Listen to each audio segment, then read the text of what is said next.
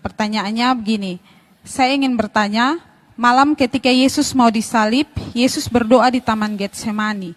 Dan saat itu dikatakan bahwa dia begitu ketakutan. Suatu tingkat ketakutan yang luar biasa. Nah, kalau ditanya sekarang adalah mengapa Yesus takut? Jelas di sini kita memang percaya bahwa Yesus itu adalah Allah dan manusia.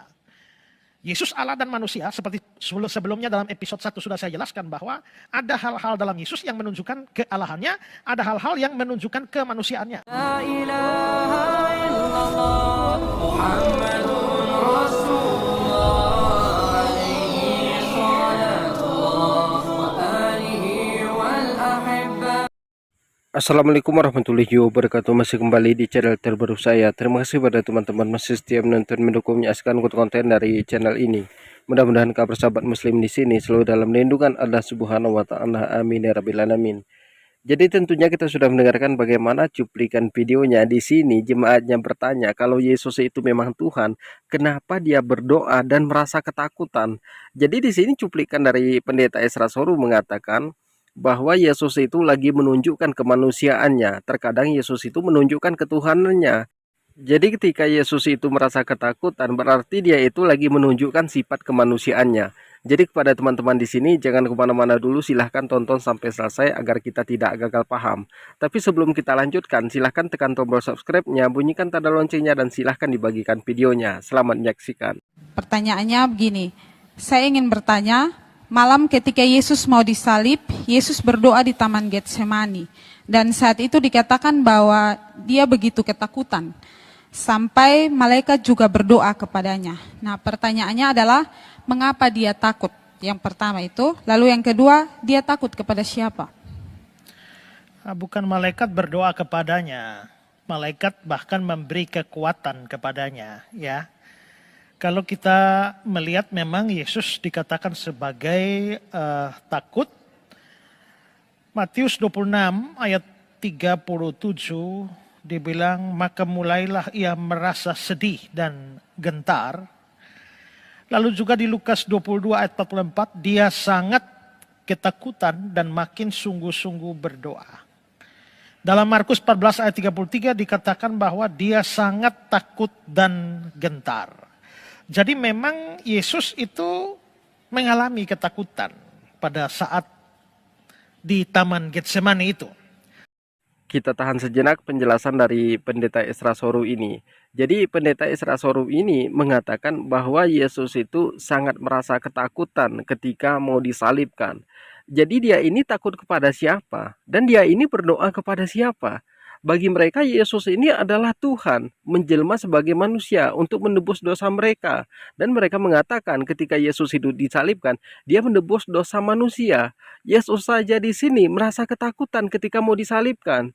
Yang menyalibkan Yesus ini adalah ciptanya sendiri. Karena bagi mereka dia adalah Tuhan, manusia itu adalah ciptaan Tuhan. Kenapa Yesus itu takut kepada ciptaannya?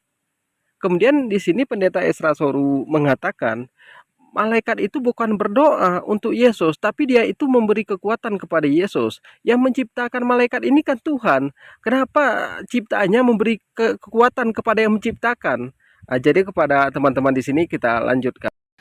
Selain pernyataan-pernyataan eksplisit bahwa dia memang takut, ada juga hal-hal lain yang memang menunjukkan bahwa Yesus memang mengalami ketakutan. Misalnya dalam doanya di Matius 26 ayat 39 itu dikatakan, maka dia maju sedikit lalu sujud dan berdoa, katanya, ya Bapakku, jikalau sekiranya mungkin, biarlah cawan ini lalu daripadaku. Biarlah cawan ini lalu daripadaku.